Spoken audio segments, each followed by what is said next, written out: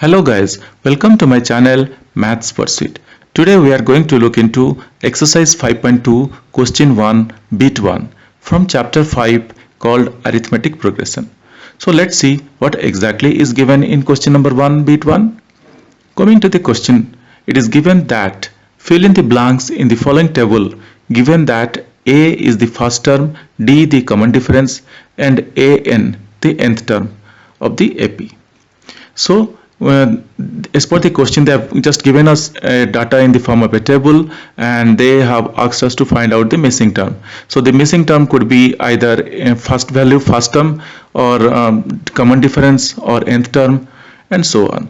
So let's see, as per bit 1, here we have A1. So I have considered A as A1 because this is our first term always. So to make our calculation easy, I am considering A as A1.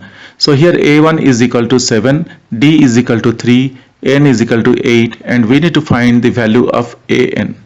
So let's see how we can solve this question. Coming to the solution.